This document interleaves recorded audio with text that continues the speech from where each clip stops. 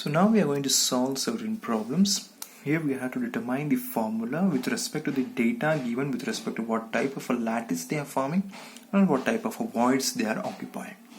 So first and the foremost thing, let us know that how to generalize certain questions. So what they have given, a compound is formed by two elements x and y. Okay, these are our main constituent which is forming the two elements x and y. They say that atoms of the element Y as anions makes your CCP.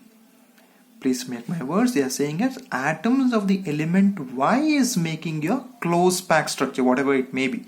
So it is forming you the close packed structure. So these ions are forming the close packed structures. And those of the elements X as cations occupy all the octahedral voids. What is the formula of the compound?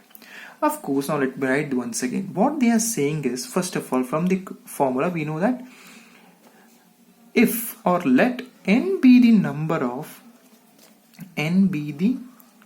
of close packed spheres.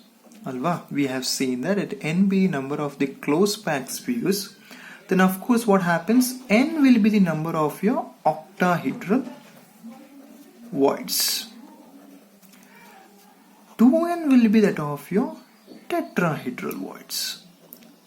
True? Yes. So now the question arises that this n among these two elements which we have to consider. Remember, the n which is forming the close packed structure we have to see. So what they are doing over here, atoms of the element Y making a CCP, that is, it is forming a cubic close pack. So let me consider, let the number of the atoms of Y be n. Is that clear? Of course. If n is the number of the close packed spheres, what will be the number of your octahedral voids? Of course, it will be equals to also n. Okay.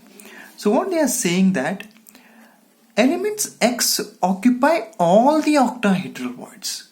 That means what? They are giving you the hint that if n is the number of the octahedral voids, what should be the number of the atoms of X in order to cover all the octahedral voids? You can only say it.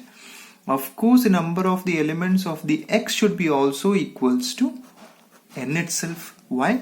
Because they are giving you the hint that X is occupying all the octahedral voids. They are mentioning all. So here how many octahedral voids are there? N. If X has to occupy all the octahedral voids means how many number of the atoms it should have? Of course it is n.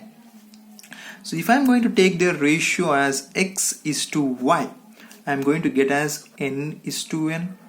If I am going to cancel it, I am going to get as 1 is to 1.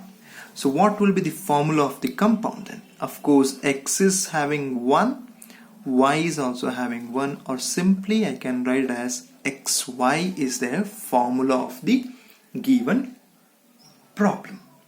You will to understand.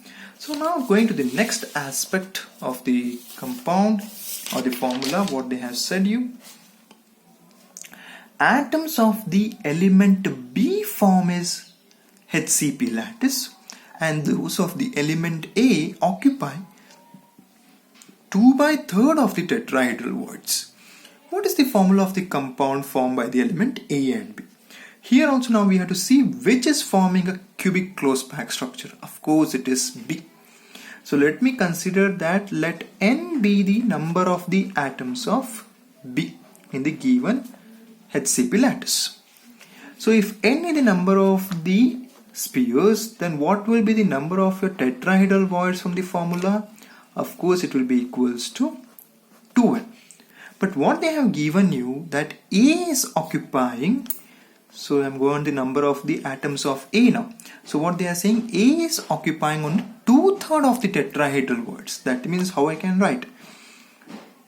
That is 2/3 of the tetrahedral voids. Can I write in this way?